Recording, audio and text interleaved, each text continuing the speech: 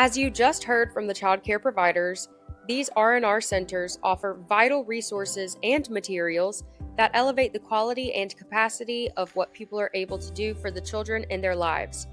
I also had the opportunity to speak with 2 training specialists from the Mississippi Department of Human Services Division of Early Childhood Care and Development.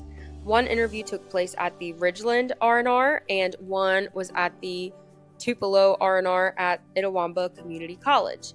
It was so fascinating to hear both the parallels and the differences in their work, shaped by the needs of the communities they serve and the geographic regions they're in.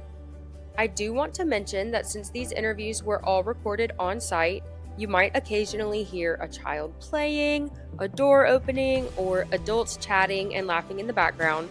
I chose to leave some of these moments in, not only because what my interviewees had to say is important, but also because those sounds reflect what the Resource and Referral Centers really are. Welcoming, active spaces where real people are connecting and learning and building something together. I'm here now with Leslie Ward. I'm at the Tupelo Child Care Resource and Referral Center at Itawamba Community College. Hi, thank you for having me. Yeah. My name's Leslie Ward. I'm a training specialist for MDHS in the Division of Early Childhood Care and Development. Part of that job is also being an early childhood coach in classrooms all throughout the area. I go in and help teachers with any questions they have. It could be about classroom arrangement, lesson plans, just any type of coaching they might need. I give them assistance. And so how do y'all utilize the Resource and Referral Centers with the teachers? So one way that I use we call it the R&R. One way I use the R&R is they have training space here, and so I hold my trainings here. Usually once a month, there's several dates within the month, and they have a training space, and I utilize that. When I have teachers come to my trainings, I always bring them to the resource room so that they can see what's available and check out some items, and if they need them for their classroom. I also use the R&R as a part of gathering resources for teachers. So sometimes teachers will contact me and need help with behavior management, or they might need help with a certain activity and they don't have any hands-on resources available in their center. So I will come up here, gather some things for them because they're at work and they can't leave. So I can do that for them, and I do that very often. Just come and get supplies and resources for them and deliver them to their center. Do you have any success stories about a child care provider or family that has benefited from services at the R&R or through the trainings that y'all have provided? Yes. A couple of years ago, I was actually at a different R&R, and I had a teacher come to a training, and after the training, I was like, I'm going to give everybody a tour. If you want to come, see, what we have available at the R&R. And she had never been, and so we walked around. She stayed an additional 15-20 minutes afterwards, and she was gathering all of this stuff, and I asked her if she needed help, and she said no.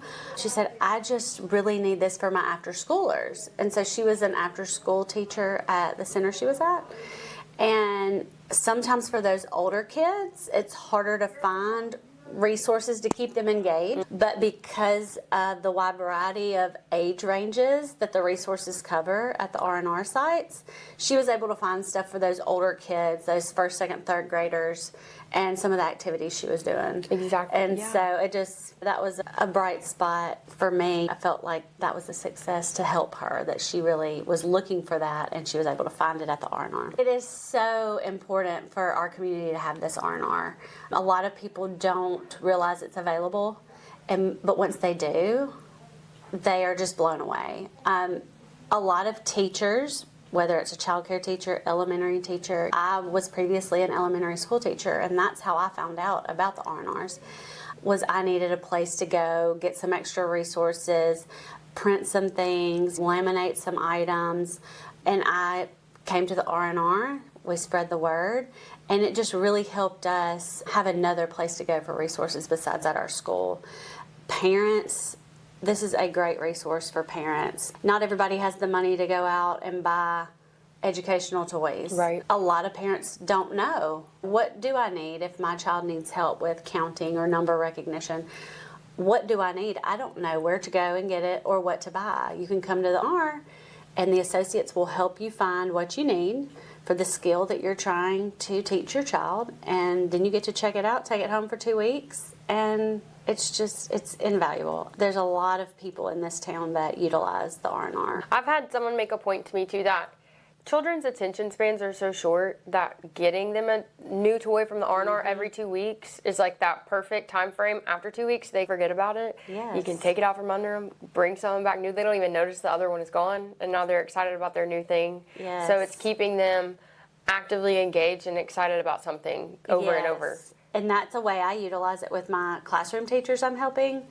A lot of them have had the same toys on their shelves, and they might need something new and fresh, and that gets the kids excited and just reignites their love for learning, and they just love having those new things come in. But the 2 week time window is great because, like you said, it's just something new, and you can take it back, and you're not out of money. You buy something for a kid one day, and 3 days later they don't play with it anymore. Exactly.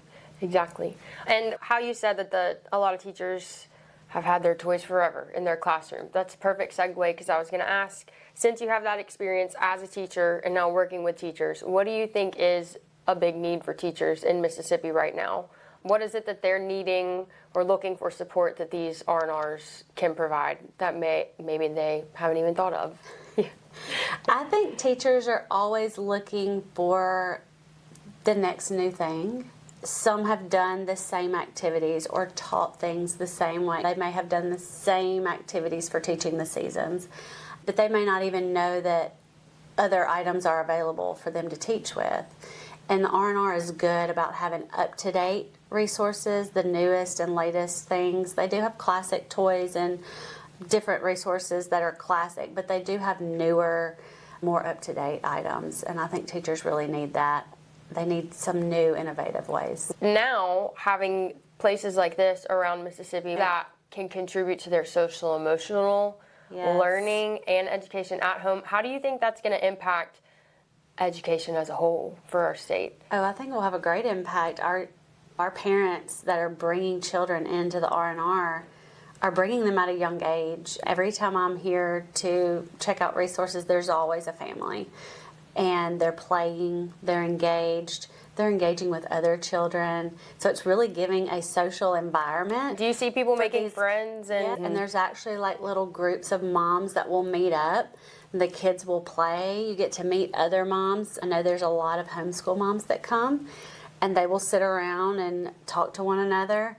And the kids start talking and making those social connections, and it's just really good. It's just another place for our youngest learners to just make connections besides church and school, restaurants. It's a safe play space for them to explore socially. And a safe place to meet safe adults and learn how to interact with adults other than just their family members, especially if they are the kind of family that is educating at home, or maybe the child doesn't really leave home until they go to kindergarten. Right. Or something. They make connections with friends, but they also see their parents making connections with other adults. It's a really great way to be a role model for the kids. What do you think is the most important thing that the R&Rs provide for the communities? The R&Rs provide a safe place for children to explore and learn. They provide a plethora of resources for our teachers. Infant birth to 8 years old, and sometimes even older than that. It's just a really good resource, and I would tell anybody in the community that our youngest kids are profiting so much from this being available to their use. Which, when the kids are doing good, then everybody's going to be doing good. Yeah. And by the time kids are in kindergarten and first grade, they're going to have those skills that they need to be prepared to be successful in grade school, because they've had interactions and have utilized resources at such a young age. Yeah. Thank you for chatting with me today. You're welcome. All right, now I'm here with Brianna Sandifer. She's a training specialist with MDHS DECCD. Thank you for joining me. Welcome. Thank you for having me. Tell me a little bit about what you do and how you got started there. I am a training specialist. I work with MDHS, Division of Early Childhood Care and Development. I'm a coach, so we go into the centers. At one point, we were providing professional development trainings to the staff. We still do this sparingly, but right now, more so going into the classrooms, coaching the early childhood providers and teachers on effective interactions, teacher-child interactions. Perfect. What's your favorite part about doing that?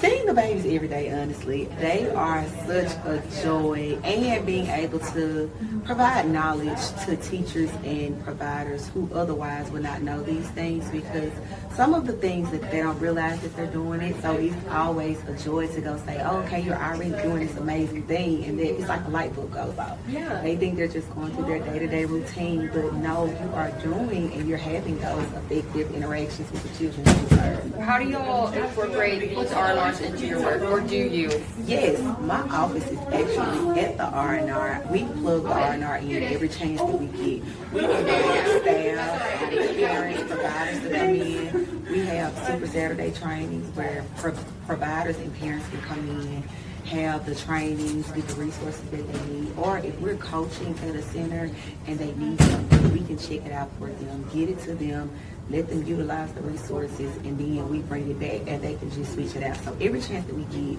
we are telling them about the R&R, inviting them to come into the R&R, having events at the R&R. So, What is your favorite thing about the R&Rs, or your favorite thing that they offer? they are so bright. They are full of resources, and I think they're versatile. A provider can come in and get something for the center. A teacher can come in and get something for their classroom. We had a group of college students to come in and do a project for class. We had this morning an intern to come in, and she had to go visit a site. She took a tour, so it has something for everybody, and that's what I love most about it.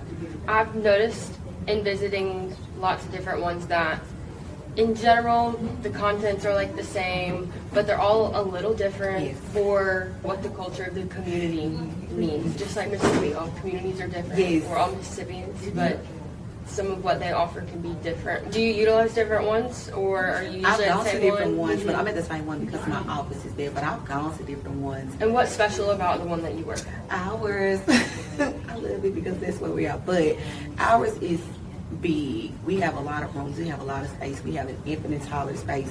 We have a preschool space. We have an after school space. We have an engagement room. We have a discovery zone. We have a lactation station. We also have different rooms where the teachers can go in and do the die cut letters, laminate things, create posters. So there are different areas to serve different people and the different needs that they may have. That's what I love most about ours. I was going to ask about that because you brought up how students came in and did a project. What are some things about the R&Rs that you think people don't know about, or maybe a misconception? First of all, I think a lot of people still don't know that we're there, and that's what we find a lot. They'll stumble in, or if they come to one of our Super Saturday trainings and say, I didn't even know y'all were here. This stuff is free. We can use this. The one thing that I don't think they know, or a lot of people don't know, is that we provide such a variety of resources, and it's available for you for free to come in and utilize, to come in and check out. And it's not just for teachers. People may think, this is for teachers in the classroom. It's not. It's for anyone in the community who needs the resources, who are in contact with children, who may even you can have a grandparent who may have their grandchildren for the summer and may not have toys such as this in their homes. You can bring your grandchild in and play with them. So I think they think that it's just for teachers, or it's not for them. You told me earlier off camera you grew up in Hazelhurst. I grew up in Hattiesburg. You did? When I was growing up, we did not have places like this We didn't either. to go. We didn't either. And in Mississippi in general, rural state, we in general kind of lack community family centers. And Mississippi recently was ranked 16 in education by the A&E Foundation, which is huge. What kind of role do you think centers like this have in improving education in our state? Because this is early childhood, birth to 5, those are the vital years. The services and the resources that we offer are available to those who do serve and teach our tiny humans in those foundational years. They can come in, they can gain knowledge about the resources that we have. They can gain knowledge about the development of the child through the trainings that we offer. They can come in and get the resources who, just say in a rural area, you don't have the finances to buy. You can come in and use our resources, and I think in turn you are enhancing the quality of the interactions that you have with the children, which sets the foundation for their growth and them being able to grow and learn and rank in the top 16. I think we set the foundation for them. And we've learned that social emotional learning is just as important as academic learning. It all goes hand in hand. Yes, I teach that, or I was teaching that in my training. The academics are great. It's great to be smart. It's great to know numbers, colors, shapes. But when you talk about that emotional piece, that's the most important. And going back to the relationships that we build and those quality interactions with the children, they have to be able to trust you. Before you can teach them anything, before you can pour any knowledge into them, you have to have that relationship. You have to have the trust. So that social and emotional piece is as important, if not more important, than the academic piece. And if someone, an organization or teacher or parent, if someone wants to get in touch with you, learn more about what y'all do, learn more about your work, what's the best way for them to do that? They can go to the CCD website, MDHS. It has a contact information, or they can visit us at the R&R. Our R&R is located at 411 Broadwood Drive in Jackson. We are Suite 404. They can walk in. We're open every day from 8 to 5. They can walk in and get information. They can bring their children. They can come check things out. They can utilize our resources to make things. It's an open door. They can just come and see us. Just come. Just come. And I say that we're very welcoming. And once you come in and you see all the things that we offer, it will place a smile on your face, especially if you didn't know that we offer these resources.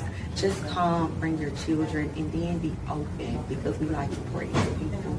We like to share knowledge. We like to help. So just come. Just come. We'll be waiting. After spending time at a few centers in the central and northern parts of the state, I traveled down to the Gulf Coast to visit the Mississippi Child Care Resource and Referral Center in Gulfport. There, I had the opportunity to speak with a local training specialist, who also coordinates the Regional Military Coalition, and a military mom who's become a regular visitor at the centers. Hearing their perspectives helped reinforce an important theme. While all R&Rs share the same core mission, each one reflects the unique needs of its local community. Whether it's the type of trainings offered, the partnerships they build, or the families they serve, every center is shaped by the people and place around it. Hi everybody, I'm here at the Gulfport Resource and Referral Center today with Shannon and Megan, and I'm going to let y'all introduce yourselves and tell the people a little bit about who you are, what you do here, or why you're here, and then we will talk a little bit more about the Resource and Referral Center. Hi, I'm Shannon. I am the military mom, wife, that whole lifestyle. I'm Megan. I work here at the R&R. I'm a resource and referral training specialist, and I run our military coalition. Perfect. So can y'all start out by telling me a little bit about what is the military coalition? What do y'all do? Who do you work with? I mean, I guess that's pretty obvious, but who do you work with, and how do y'all utilize the Resource and Referral Center? Yeah, so the Military Coalition is a group of moms and the children who come here and play, and we give them an opportunity to come together and voice any concerns they've had moving to the state of Mississippi, moving out of the state of Mississippi, anything that they've dealt with in the realm of early childhood, trying to navigate that as a military family. We created a consumer education product in the form of a flyer, so we distributed those and just had some of the main concerns that they talked about, also with some resources. And then we try to have fun events here too. So we celebrated the month of the military child in April. We have a lot of books, children's books for military children. And it's also just a chance for them to meet each other and form more bonds, because usually they don't know anyone here, especially when they're new. Right. So how did you find out about the Resource and Referral Center? I am in a graduate program with Megan and our professor Alicia, I can't say her name. I always call her Dr. Westbrook. One of our assignments, I explained who I was, why I was here. She told me to come to the R&R and how you guys have all this stuff. And it took me a little bit because we had just moved here. So it takes me a while to ease in and warm up to places. But once I went, the first time I went, I walked in and I saw Beth Ann. And Beth Ann looks at me, she's like, Shannon? And I'm like, Beth Ann? it was really funny because I didn't realize everybody worked there. I only ever saw them on our Zoom meetings that our professors made us attend. Right. So when I saw her, we both were like, I can't believe you're here. And so that's how I found out about it. And I've honestly been coming almost like weekly or every other week. I bring my kids. I have 2 5-year-olds or twin girls, and then my son is 3. My girls are in school now, so I just bring my son, but he runs around and tears the place up. So before you moved, did you have a place like the R&R to be able to take your children or do things with your children? Or Not have you lived really. in a lot of places? Yeah, so I'm originally from Michigan. Okay. And we've been on both sides of Georgia, and then we moved to Fort Campbell, which is Kentucky-Tennessee border. And then we moved down here 2 years ago. And the military has a lot of family community stuff, but it's more parks or events. It's not something like this where you can go and play and talk to other people, other moms, get to know other people, and get resources and support. When I first moved here, I'm like, wow, I've never heard of anything like this. So I thought it was really cool to be able to ask someone for help and not feel stupid about it. Yeah. What's your kids' favorite part about coming here? They love playing. My girls love the baby dolls. At the Hattiesburg location, there's this whole like dramatic play house scene. They are in it. They have all the strollers pushing around. They fill up all the diaper bags with all the little clothes that they have. And they carry it around and they're like, come on. And they stroll around the place. It's super cute. And my son loves cars. But they have this ball thing. It's originally for infants. But he literally sits and plays with this ball thing the entire time. But since they moved locations to a bigger spot, he runs around the little, I guess it's gross motor spot. He does that. He loves the thing that blows up in the air and you catch him. We have a time. We're there a long time. I spend a lot of time there. So it's a really good community center. Oh, 100%. I love going, and there's just so much support there. It's so nice. And the fact that it's free is extremely helpful. Most places, you go to, there's like a jump park in Hattiesburg. It's like $20 a kid. So I'm already out $60 just for my kids. Right. And so in the summer, it's hot. You can't go to a park all day. And I'm from the north. I'm a northern girl. This heat, a little too much for me. So being able to go there and cool off, and my kids can still play, get their energy out.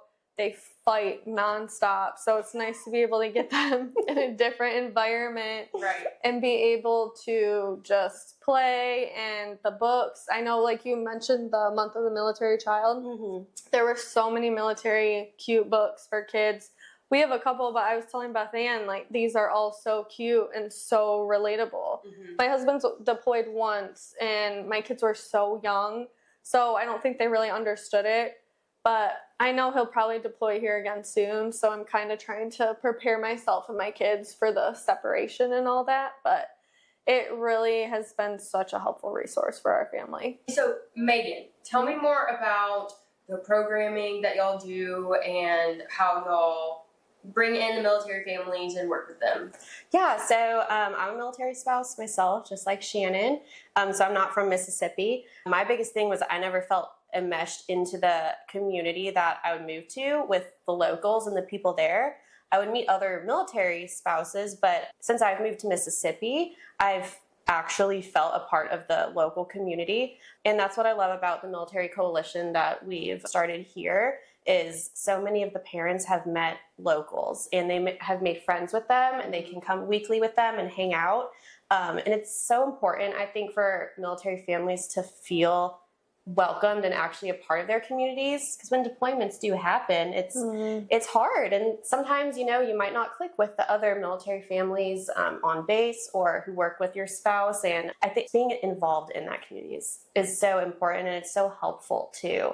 I've loved seeing the military families that come in here make friends with the local moms and how their kids have blossomed and they have blossomed and become so much more outgoing, and their personalities are shining through more. And so that just makes me so happy. I don't have kids myself, but I am hopeful that we get to stay here longer, because I would love to raise kids here, have a family here.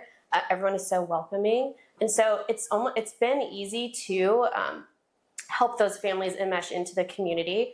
And since I'm a military spouse myself, I have base access. So I can go onto base and I can meet with the providers there at their family readiness centers and fleet and family for the Navy. My husband's in the Navy, so I have that connection to partner with them, table at their events, and spread the word about the R&R.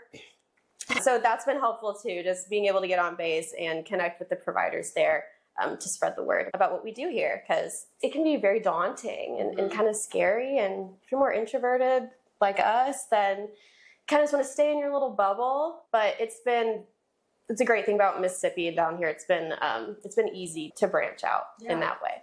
You brought up, did you call it month? Was it month of the military? Yes, month of the military Tell me more about that. What y'all did, or what you had set up, or what your experience was like. Yeah, so every April is the month of the military child, and the theme is purple up. So purple's like the color. There's dandelions everywhere. That's like the official flower of the military child, because they say military children bloom wherever like the wind takes them, wherever they're planted. Yeah, like the little seeds of a dandelion. So we have had a lot of dandelions everywhere. But we held a purple up day here just for military families. So they got to come in and we did story time with one of our military family books. We did all kinds of crafts. One of the fun ones was we got little styrofoam bowls and they got to glue green shades of green little foam pieces, like they were wearing camo helmets like the military. Cute. It was so much fun.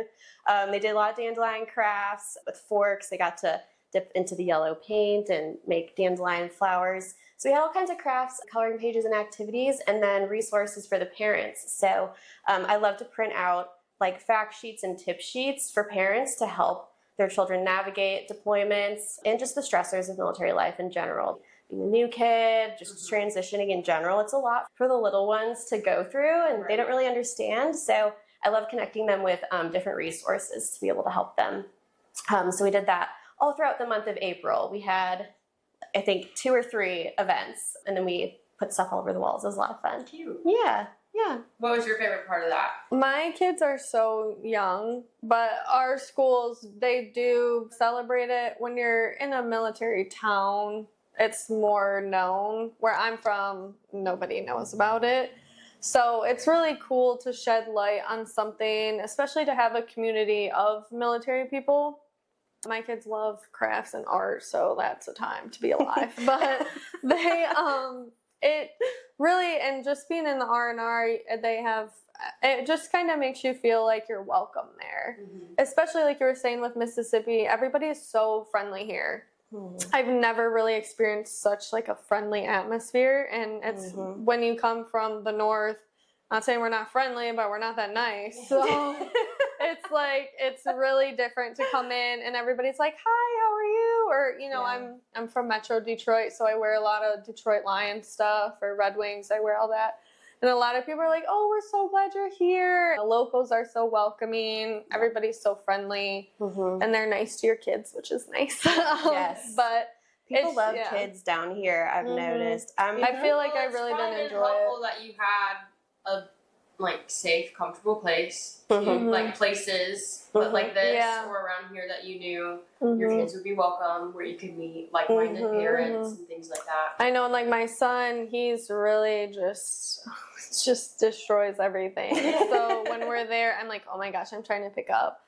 And Beth Ann will be like, it's fine, just leave it, have fun, like, go play, it's fine. And I do always try to clean up, because I just feel like it's rude if you don't. But I do always, I'm like trying to, it's just, everybody's just, don't worry about it, that's fine. And where I'm from, they'd be in your face, like, clean that up. So all the time I'm trying to clean up, and here it's like, whenever you get to it. So. Yes, it's easier to relax in Mississippi, for sure. What would y'all tell parents who either already live here and don't know about this place or haven't been here yet, or to families that are going to be moving to Mississippi, whether that's in a military town or just near an R&R? What would you tell them about these places? I would say that I know it's scary to go to new places when you don't know anybody, but please come. We are very welcoming here. There's a great different groups of parents actually that they come weekly and they just become friends with each other just because they ended up coming at the same times throughout the week. So there's great people that you can meet here and a lot of resources that can be found here. I would say to dive in. Honestly, I think we were here maybe 6 to 9 months when I finally went to the R&R, and it really did help me open up, and I knew I'd see a friendly face there, and of course my professor was there, so I was like, oh, I'll go say hi or whatever, and everybody just comes and says hi. She's wonderful. Probably my top one out of the others I've had, but she really made it welcoming. She always is friendly. I mean, everybody is. I don't have a bad thing to say about any person I've come in contact with here at the R&R or at another R&R. So it's been really nice. So can you tell me a little bit about screening services or any services that overlap with what y'all do and how you connect the families to them? Yeah, so what we do here at our R&R through MECIC, we offer free autism, developmental, and social emotional screenings for children under the age of 6.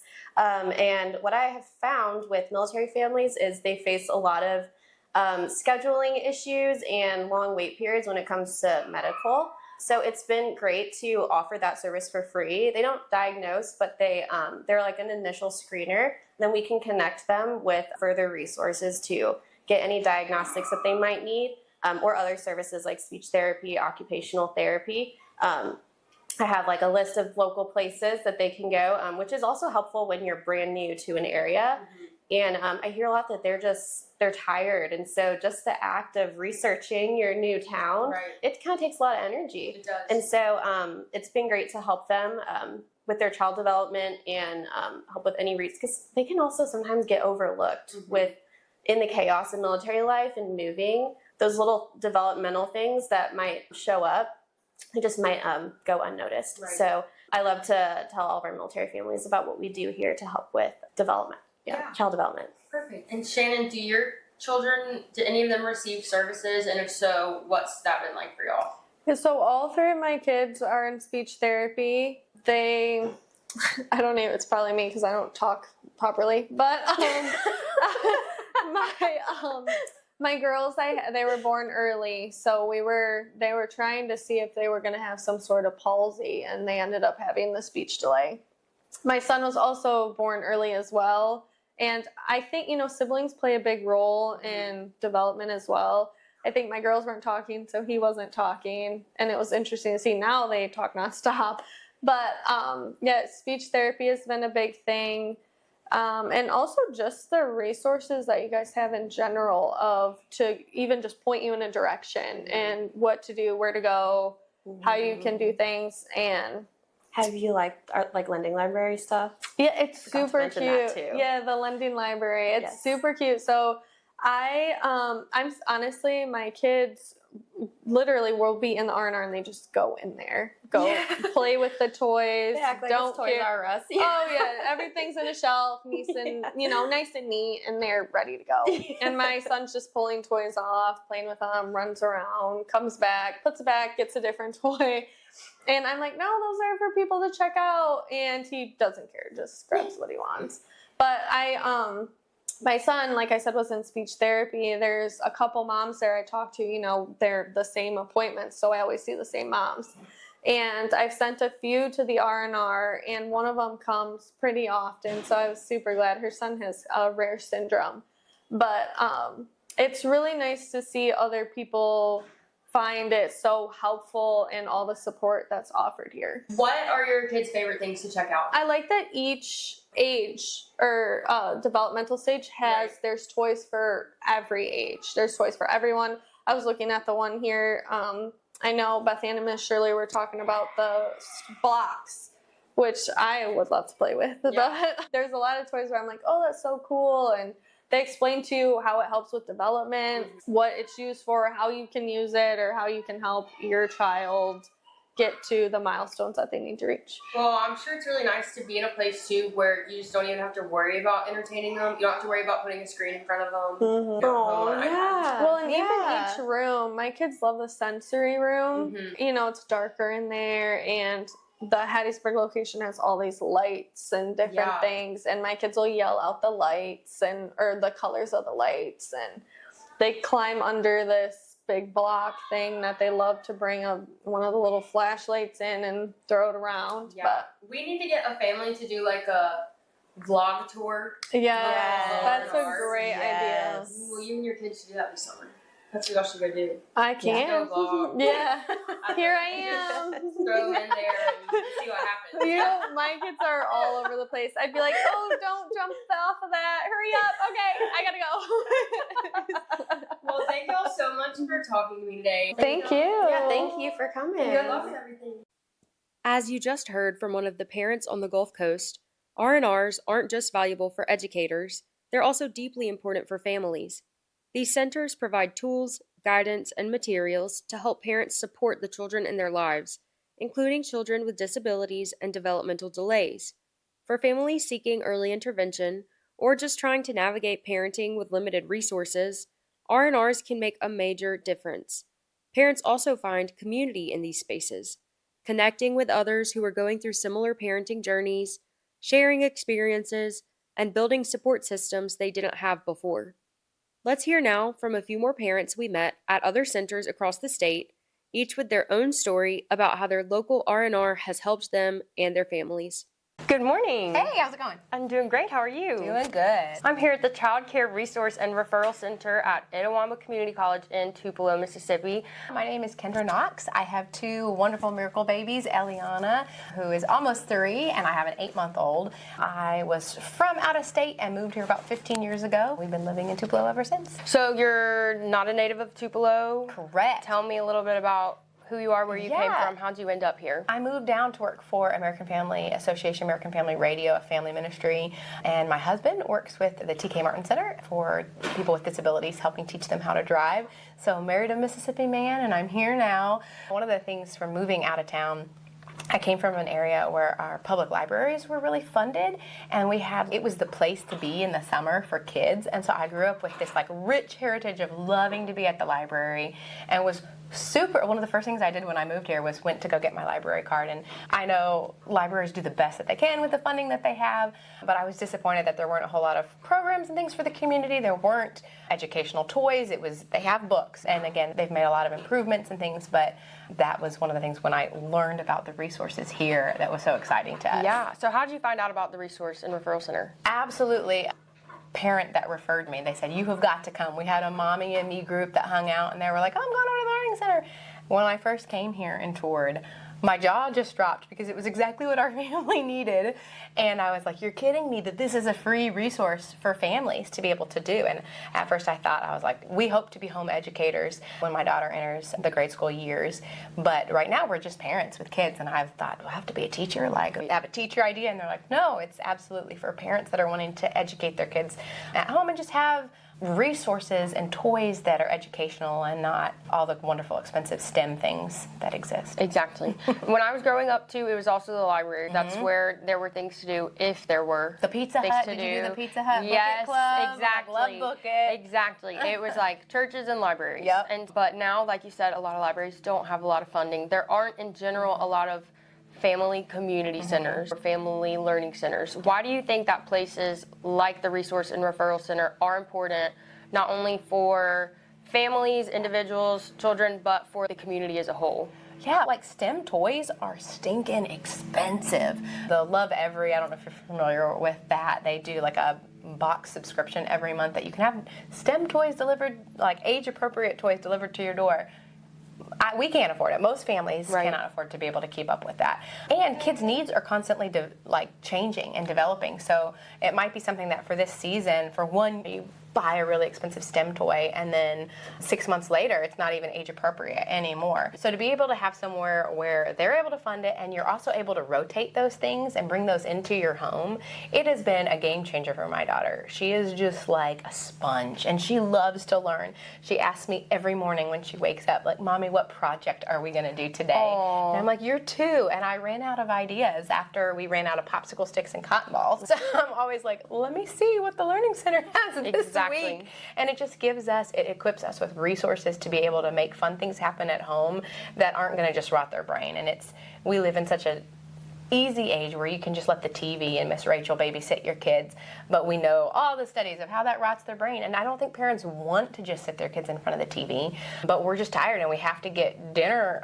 ready, and there's things that we have to do. Exactly. So to be able to have a new fresh toy that we try to come every 2 weeks, and so I'll be able to bring out and be like, hey, Mommy's gonna go make chili. Here's something you've never seen before, and I can introduce it to her, show it, and then just leave her to be able to play with has been awesome. And what is y'all's experience like typically when you come here? What do you do? Who do you talk to? Who do you see? Do you spend a lot of time here? Do you just check something out, go back home? What's that like? We love the staff here. They have been awesome. There's Miss Andy and Miss Hannah, and my daughter knows them by name. And they've been really welcoming to us. And we usually will come and I'll try to sit. They have some wonderful little areas for kids to play while I'm checking out resources to take home for my daughter. She's able to be entertained. So my daughter gets to be entertained and busy while I'm looking for fun things for us to take home. So usually we'll come in, my daughter will often play with some of the staff for a few minutes while I pick out some toys. And then I just enjoy that there's something outside of our home to be able to take her to where there's like a puppet show area, a building block station, and they rotate what they do every month here, which is nice. So this month is camping. So she's, are we gonna go get to see the tents this time? And we don't usually stay really long. Occasionally we will have a friend meet us here and say, let's let the kids play for 15-20 minutes while we hang out and find some good resources. And isn't that so great for you to have a place that's not like the McDonald's playroom or coffee shop or something where you don't have to spend money just to sit? Exactly. If you live in a big city, then you've got so many options to you. But like we literally have the park, and this is Mississippi, so 3/4 of the year you can't go. Exactly. Unless it's like early in the morning. So yeah, the indoor options are very limited in our area. So having one other option to just switch up your day is nice. Right. And then it's also nice you're seeing other people like that come in here, are teachers or other educators or other parents in the same stage of life as you. So then that's been nice to be able to just see what they're doing with their kids. Yes. My first name is Roya, and this baby, Liam, his name is Liam. How long have y'all been coming to the Resource and Referral? It's been 2 months, but this is the first time I came to the Ridgeland location. I recently heard about it. And I'm so happy because we live in Ridgeland. Yeah. But before I went to the Blockstart location, so yes. How did you hear about the centers overall? I heard about this place through one of my friends, and she really recommended this place, and I'm so happy we came. What do you like about coming here? I think it's really helping my baby with the social skill, communication skill, and motor skill. And of course, he gets so bored at home. So it's really good for him to change the environment, and also for me. So yes, we can make friends. So yes, I was gonna ask if you met people here, or friends or other parents. Yeah, of course. I made friends here, and we met people, and he made friends. What's his favorite thing to do here? Cruising and exploring toys. If you were talking to a parent and telling them to come here, why would you recommend it to them? To be honest, one of the most important thing, I think, because it's free, and like those they can afford, they can come here and play, and of course they can rent toys, and of course, you know, you can make friends here, and it's good for the baby's development. Yeah, so many things. My name is Nashovia Wright. I'm a mom of 3, and I'm employed full-time, and also I serve on my school board here. Awesome. How did you get connected with the Resource and Referral Center? As I stated, I'm a mom, and I typically attend parent meetings and things of such. So Miss Sandra she was a speaker for the Head Start on their monthly parent meeting, and just basically told the parents what it is that the Resource Center is and everything that they have to offer. So what drew you to want to come here? I like to do different activities and things with my children, and a lot of the things that she stated sounded fairly interesting.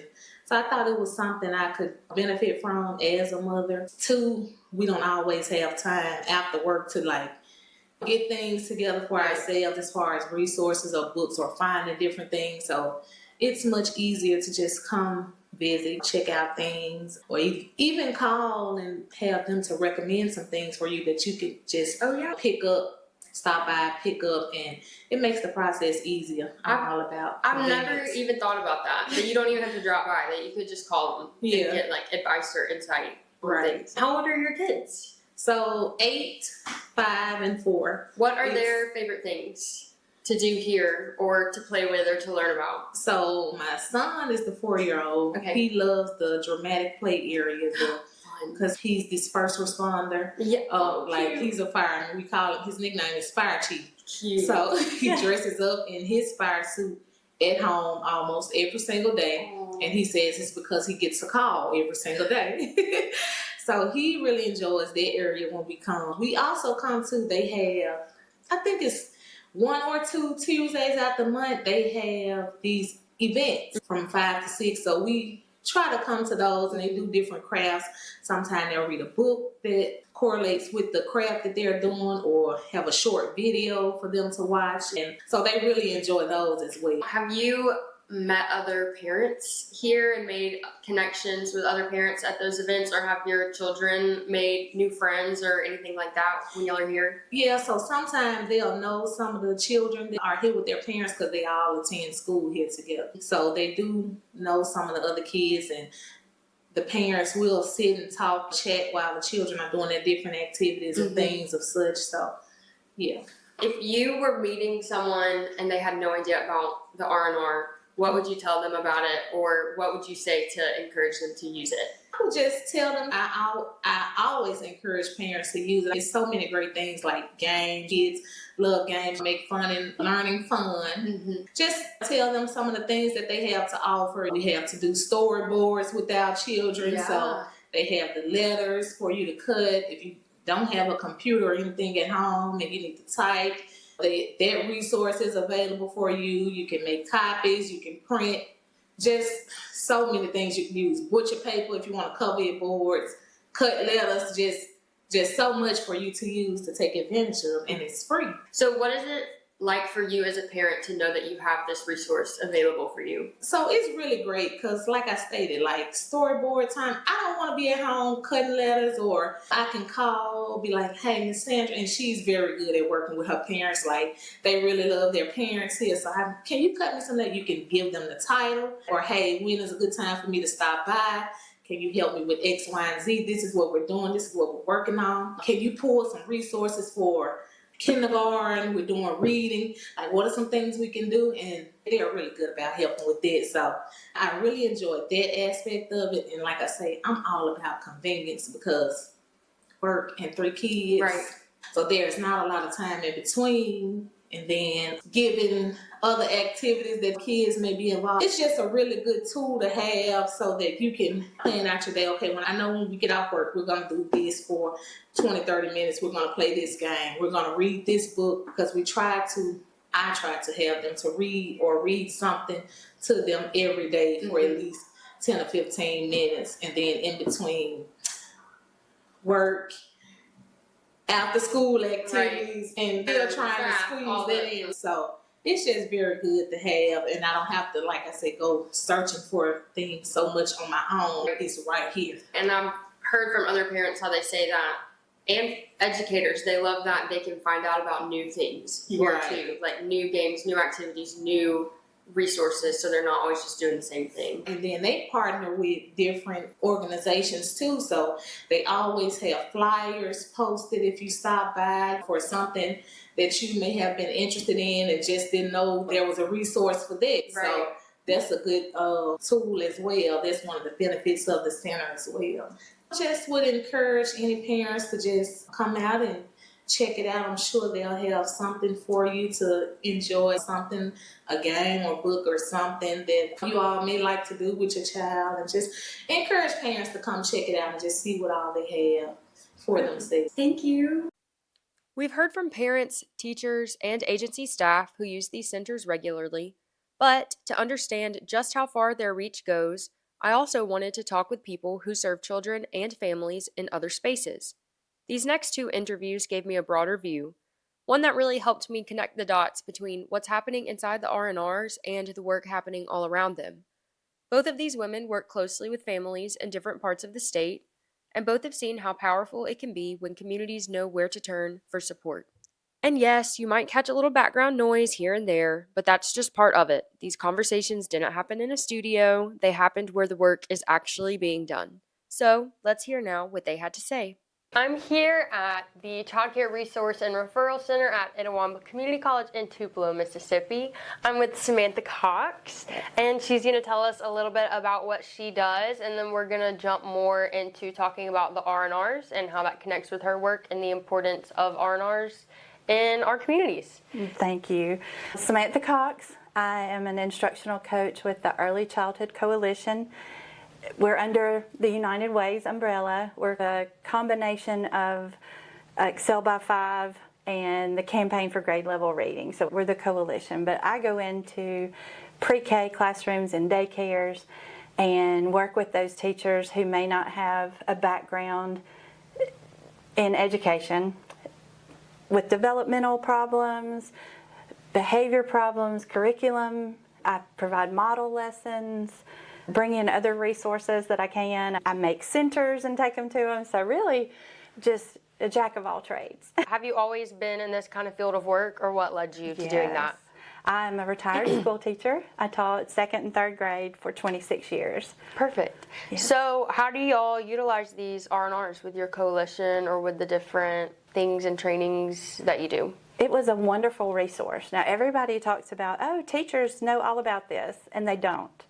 And they really need to. I taught right here in Tupelo for 26 years and never knew this existed. And once I did find out, it has been so valuable because I find wonderful resources, but I don't know how to get them to the daycares, where now I can come here, and whether it's just printing them or laminating ABC charts or checking out. I just returned today a huge tub of just Scrabble and Wordle and little games to play, because we're doing a reading summer conference with the Boys and Girls Club, and so just to have some fun activities to do after we do our instruction. And it's just, it would save people lots of stress trying to find developmental appropriate activities and resources, and then just the nature of education. You're scraping it together. We're here, they're just here for you to check out. Exactly. So as someone that is a former teacher and still works in early childhood now, what do you think is the biggest need or stressor for educators right now? And how can these R&Rs support those stressors? Again, locating and having the resources here.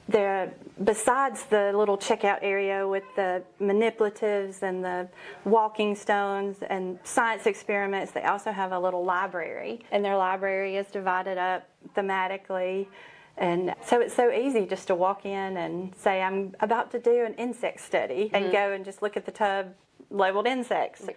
Time saver, resource provider. And how do you think that community centers like this that support families, educators, that provide free air-conditioned places for people to play, work, socialize, how do you think that benefits our communities overall? Speaking just strictly towards daycare centers, they're not going to maybe provide a sensory appealing environment, but when they come out here and they have the resources, whether it's just butcher paper and cutting out letters from the Ellison machine, then they get a more professional look to their center, which then gives parents a more secure feeling that their child is receiving the Quality care. developmentally quality education and care that they need. Exactly. So I think it just takes everybody and lifts them up just a little bit. So outside of educators, what do you think parents with young children should know about R&Rs and how these places can benefit them? It's always fun to come in because being a public school educator, and I'll come in and find lots of homeschool teachers and moms here with their children and watching them interact and being able to go to what the R&R provides as their thematic weeks that they do. I think it's camping right now, so all of their little centers are set up with a little campfire or a tent, and just providing those opportunities for language development and motor development and everything when they bring the kids here. And then I have a 3-year-old and a 7-year-old grandson, and when they come home, they live on the Gulf Coast, so when they come to Tupelo, one of the first things they want to do, they call it the toy museum or the toy library. Yes. Yeah, honey, will you take us to the toy library? And so I'll load them up and we'll come, and when they're here for the week, we'll check out a couple of games to take home. Do you have a memory or a time when an R&R center helped you tackle a specific challenge or overcome something specific that you were dealing with in your work that maybe you wouldn't have been able to do if the R&R weren't here? Yes. We, as the coalition, we actually buy curriculum that approved by the state, and it's the same curriculum that the Tupelo Public Schools uses at their 4-year-old early childhood education center. And when we purchase that and we put it in the daycares, it requires a lot of manipulatives that may not necessarily come with it. And so when I'm training those people to use this curriculum and implement this curriculum, these are people that don't have an educational background, and sometimes the technology, the terminology, the pedagogy, everything just really doesn't click. Right. So sometimes I will come and I will take the first week and I will go ahead and pull centers that are in the teacher's manual that they don't necessarily have those resources at the daycare, but then that lets them see it's not an unachievable goal if you know where to find the resources. So I would come and get math manipulatives or big stepping stones to do some gross motor or different tactile things for those kids that need that touch and feel. And so I could just come in like Santa Claus and lay out their whole first week, get their center set up for them, which I could have never done that. Just my little resources, my budget, or I'd be in my kitchen trying to whip up things. It helps take some of that MacGyver things. Right. It helps take some of that thought energy away. Yes. To be able to walk into somewhere and know you can find what you need and everything, then you can put that energy into other things. How have the services from the R&R improved the quality of care or support that you're able to give educators through your coalition? It's just like this summer, I'm trying to give them a break from too much academics. So I'm working on social emotional lessons. So I've done a lesson today on patience and accepting the word no, appropriate ways to accept the word no.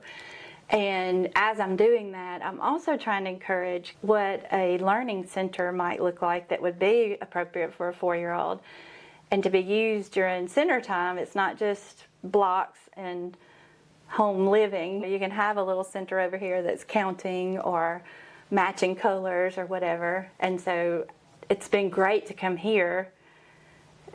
And again, just it being attractive. I don't know, I used cloud butcher paper and yellow, and I made like a giant lemonade cup, and I put big ice cubes in it and put numbers on the ice cubes. And so most daycares have the little linking cubes, so they were the only task was to look at the number, put that many linking cubes on that ice cube. So, and it looked a whole lot better than if I'd have sat at home and drawn a lemonade glass and then had it laminated so it's permanent. The people, the teachers can roll them up and then next year bring them back out. Exactly. So. It helps make things more efficient. It helps with the longevity of things. It helps people take things more seriously when they're nicer. Totally understand. Overall, what do you think is the biggest benefit of the Child Care Resource and Referral Center in a community, and why should we in Mississippi strive to continue to support, utilize, expand, and use these great resources that we have? I think it's a wonderful connection between maybe a student that aspires to become a teacher, and it's also a great benefit for child care providers that they want to be a good pre-K teacher, but they just don't have the knowledge yet. They can come here and see and experience a lot of developmentally appropriate things. So they get that idea of, I'm not just going to sit down and have them color a worksheet. And then it's a wonderful place where people like me can come. And Andy, the director here, has asked me before, when she's doing special projects, I'll come in and read a book aloud or work with a group of kids with her, for her. And it's just a great place for everyone to come together and get to know each other. And then Andy's kind of the person in the middle where if she knows a student that's struggling with a lesson, or if she knows that I'm struggling to figure out something, she connects. So it's just a good place for all different areas of child care and child learning to come together.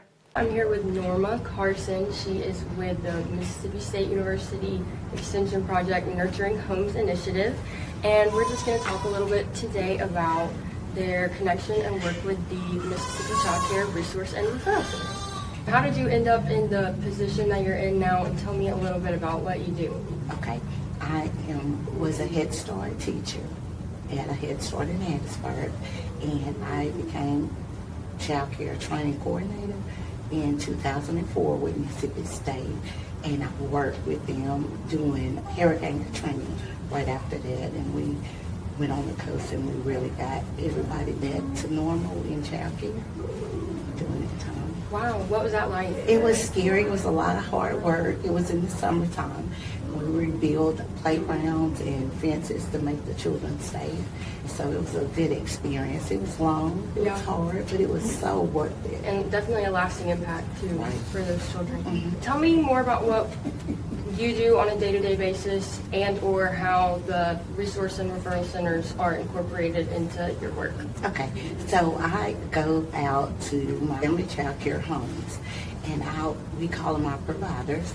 And so I go coach them one-on-one with different kind of child development techniques. I take them materials, but if it's not enough materials, I also will check out materials from the R&R to show them, and I'll bring it in, do activities with the children, and let them know I got this from the Resource and Referral, and if you would like to go to Resource and Referral, you can check this out, or either I can check it out for you.